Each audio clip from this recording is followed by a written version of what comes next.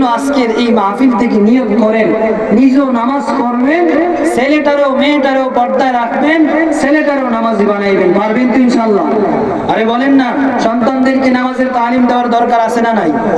আছে না নাই? আজকে আমরা যেই আদর করতেছি ছেলে মেয়েদেরকে, এটা ক্ষতিকর আদর। কি কর আদর? ক্ষতি। কেমন ক্ষতি?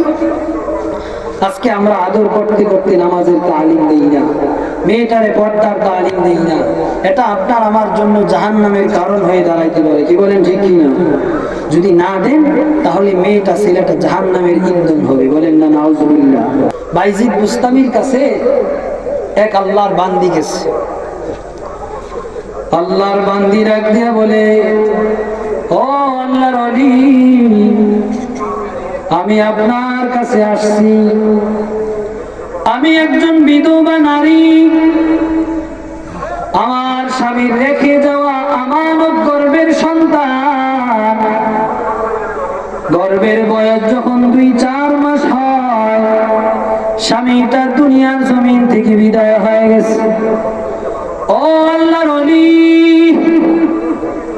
এরপরে আমি আমার সন্তানের দিকে তাকাইয়া সন্তানটারে ভূমিষ্ঠ করেছি, কিন্তু সন্তানটা এত সুন্দর, সন্তানের চেহারা দিয়ে তাকাইলে আমি আমার পিছনের ইতিহাস ভুলে যাই। আমার আর বিবাহ বসতে মন চায় না। সন্তানের চেহারা দিয়ে তাকাইয়া আমি আর কোথাও বিবাহ বসি নাই।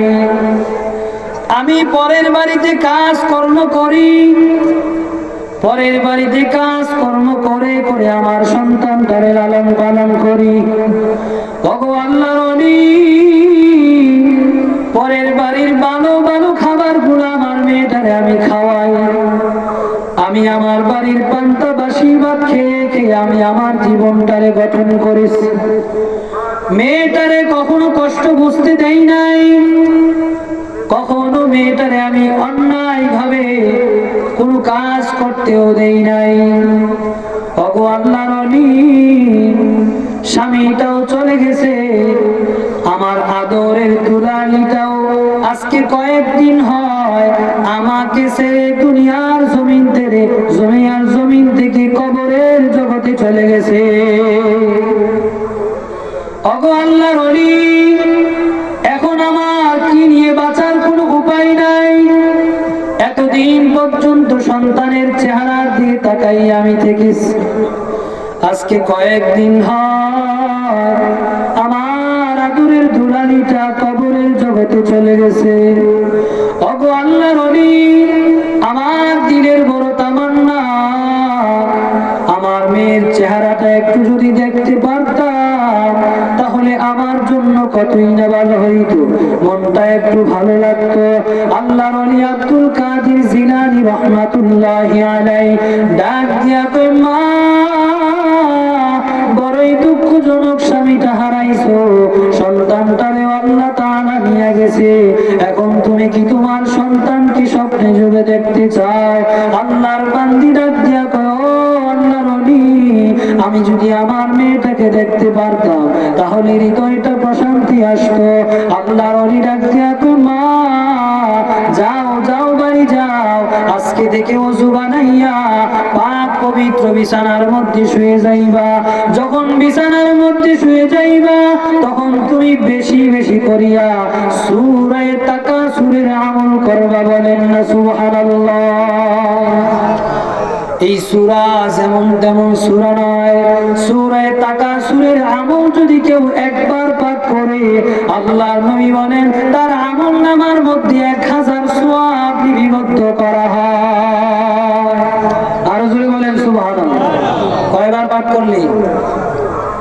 আলহাকুমুত তাকাসুর হাত্তা সুরতুমুল মাকাবির, কাল্লা সাওফা তা'লামুনা সুম্মা কাল্লা সাওফা তা'লামুন, কাল্লা লাউ তা'লামুনা ইলমাল ইয়াকিন লাতারাবুন্নাল জাহিমা সুম্মা লাতারাবুন্নাহা আইনাল ইয়াকিন সুম্মা লাতুসআলুন্না আনিন নাঈম। সুবহানাল্লাহ।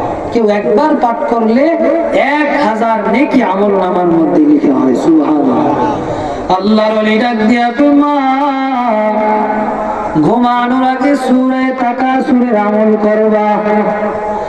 আল্লাহর বান্দি বাড়িতে যাওয়ার পর ওযু বানাইয়া পাক পবিত্র বিছানার মধ্যে শুয়া সূরা তাকাসুরের আমল করতে লাগলেন। কয়েকদিন যাইতে না যাইতে আল্লাহর বান্দি স্বপ্নে যুগে তাকায় দেখে এত বিশাল অন্ধকার আর অন্ধকার। আল্লাহর বান্দি বলেন আমি কিছুক্ষণ পরে আগায় গেলাম, হঠাৎ করে তাকায় দেখি একটা পরিচিত চিৎকারের আওয়াজ শোনা যায়। একটা পরিচিত চিৎকারের আওয়াজ শোনা যায়। আল্লাহর বান্দি বলেন আমি আর একটু আগায় গেলাম। আগায় যাওয়ার পর তাকায় দেখি ধাউ ধাউ করে আগুন জ্বলতেছে, শুধু আগুন জ্বলতেছে। আল্লাহর বান্দি বলেন আমি আর একটু আগায় গেলাম। আগায় যাওয়ার পর আমি তাকায় দেখি ওই আগুনের ভিতরে একজন আল্লাহর বান্দি চিৎকার করতেছে, হাউমাউ করে কান্না করতেছে। আল্লাহর বান্দি বলেন আওয়াজটা আমার কাছে খুব পরিচিত মনে হয়েছে, এই জন্য আমি আর একটু আগায় গেলাম। আগায় যাওয়ার পর আমি তাকায় দেখি ওই আল্লাহর বান্দিটা শিকল দিয়া বেরি পরানো ওই জাহান্নামের আগুনের মধ্যে ধাও ধাও করে জ্বলতেছে।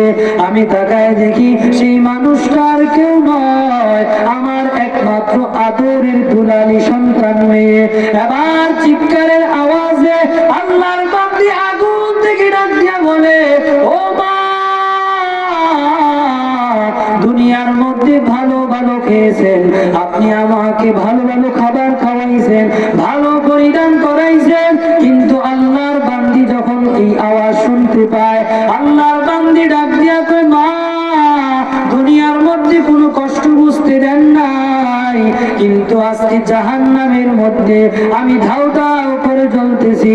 ও মা, জাহান্নামের আগুন থেকে আমাকে একটু বাহির করে নিয়ে যাও। আল্লাহর বান্দি ডাক দিয়া কয় যেই মাত্র এই আওয়াজ শ্রবণ করেছি হঠাৎ করে আমার ঘুম ভেঙে গেছে। ঘুম ভাঙার মাত্রই আমি সকালবেলা আল্লাহর ওলির দরবারে গেলাম। আল্লাহর ওলিকে ডাক দিয়া বললাম ও আল্লাহর ওলি, আপনার কাছে আসছি। আল্লাহর ওলি ডাক দিয়া মা, কি ব্যাপার, তুমি কি তোমার সন্তানের স্বপ্নে দেখেছ? আল্লাহর বান্দি ডাক দিয়া আল্লাহর ওলি, এতদিন হয়ে গেল আমার মেয়েটা মারা গেল, এত কষ্ট হয় নাই, আমার স্বামীটা হারাইছি, এত কষ্ট হয় নাই, কিন্তু আজকে আমার মেয়েটারে স্বপ্নে দেখার পর থেকে আমার কলিজার মধ্যে বড় জ্বালা শুরু হয়ে গেছে। আল্লাহর ওলি বাইজিদ বুস্তামি রাহমাতুল্লাহি আলাইহি ডাক দিয়া কই মা, কি স্বপ্নে দেখেছো? আল্লাহর বান্দি ডাক দিয়া কয় ও আল্লাহর ওলি, আমি স্বপ্নে তাকায় দেখলাম আমার সন্তানটা জাহান্নামের আগুনে শিকল দিয়া বেরি পরানো, আমার মেয়েটা কবরের আগুনের মধ্যে জ্বলতেছে।